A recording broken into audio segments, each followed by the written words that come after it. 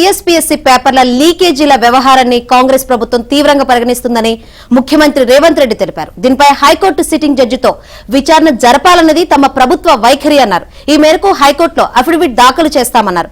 ఇప్పటికే టీఎస్పీఎస్సీ అవకతవకలు, ఉద్యోగ నియామకాల పరీక్ష పేపర్ల లీకేజీపై హైకోర్టులో కేసు నడుస్తోంది.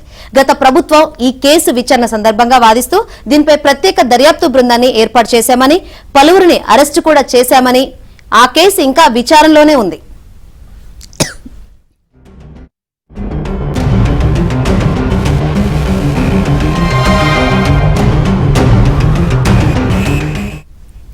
ఇప్పుడు కొత్త ప్రభుత్వం ఏర్పాటు కావడంతో దీనిపై మళ్లీ ప్రభుత్వ వైఖరిని చెప్పేందుకు అవకాశం ఉంది. ఇలా అఫిడవిట్ వేసే సందర్భంగా హైకోర్టు సిట్టింగ్ న్యాయమూర్తితో విచారణ కోరాలి అని ప్రభుత్వం నిర్ణయించింది.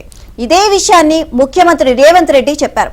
టీఎస్పీఎస్సీ విషయంలో ఇప్పుడున్న కమిటీతో నియామకాలు ప్రక్రియ ముందుకు తీసుకువెళ్తే ఉద్యోగార్థులకు నమ్మకం ఉండదు అని, అందుకే కమిషన్ చైర్మన్ సభ్యులతో సహా కొత్త వారిని నియమించి ఉద్యోగాల భర్తీ, పరీక్షల నిర్వహణ చేపడతాము అన్నారు.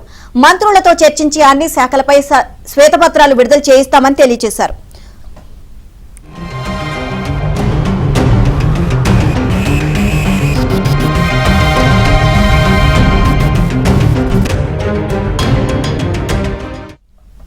ముఖ్యమంత్రి అయ్యాక కూడా తన సొంత కారులోనే వెళ్తున్నానని సీఎం రేవంత్ రెడ్డి తెలిపారు. గత ముఖ్యమంత్రి వాడిన కాన్వాయ్నే ఇప్పుడు తాను కూడా ఉపయోగిస్తున్నానన్నారు. కొత్త కాన్వాయ్ను కొనుగోలు చేస్తామని అధికారులు అడిగినా వద్దని చెప్పానన్నారు. బుల్లెట్ ప్రూఫ్ కార్నే ఉపయోగించాలని భద్రతాధికారులు చెప్పడంతో తన సొంత కారుకే బుల్లెట్ ప్రూఫ్ స్టిక్కరింగ్ చేయాల్సిందిగా చెప్పినట్లు తెలిపారు. కొత్త బుల్లెట్ ప్రూఫ్ కాన్వాయ్ కొనాలంటే మళ్లీ 50 కోట్లు ఖర్చవుతుందని, తాము ఒక్క పైసా కూడా వృధా చేయబోమని అన్నారు.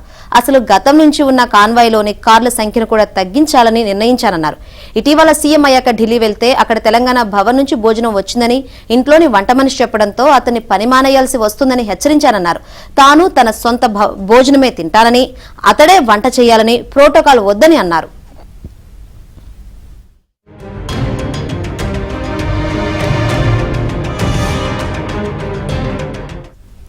మరి చిన్నారెడ్డి మానవ వనరుల కేంద్రంలో ఒకవైపు ఖాళీగా ఉన్న స్థలాన్ని ప్రభుత్వ అవసరాలకు వినియోగిస్తామని సీఎం రేవంత్ రెడ్డి తెలియజేశారు.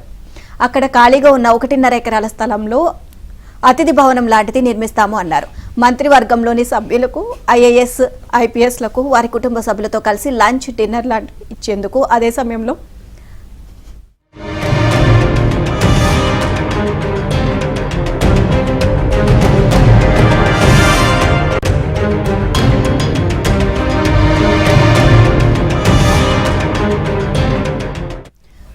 మరోవైపు ప్రగతి భవన్ కు ఇప్పటికే పేరు మార్చి మహాత్మా పూలే పేరు పెట్టామని, అక్కడ ఒక మందిరంలో ప్రజావాణి నిర్వహిస్తున్నామని, గత సీఎం కేసీఆర్ ఉన్న భవనాన్ని డిప్యూటీ సీఎం పట్టి విక్రమార్కు కేటాయించామని వివరించారు.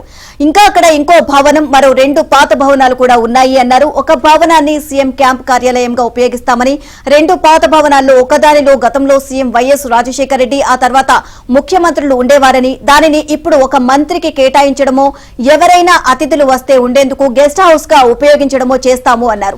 ఖాళీగా ఉన్న మరో భవనంలో ఎస్సీ, ఎస్టీ, బీసీ విద్యార్థులకు స్కిల్ డెవలప్మెంట్ సెంటర్ ను ఏర్పాటు చేస్తాము అని తెలియజేశారు.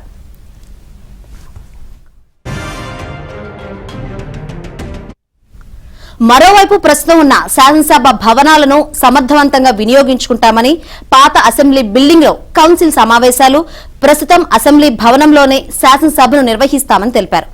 కొత్తగా ఎలాంటి భవనాలు నిర్మించబోమని స్పష్టం చేశారు. అయితే అసెంబ్లీ ప్రాంగణాన్ని పార్లమెంటు తరహాలో తీర్చిదిద్దుతామని, మంత్రులు, ఎమ్మెల్యేలు కలిసి మాట్లాడుకునేందుకు వీలుగా సెంట్రల్ హాలును ఏర్పాటు చేస్తామని అన్నారు. సెంట్రల్ హాల్లోకి పరిమిత సంఖ్యలో మీడియాకు అనుమతి ఉంటుందన్నారు.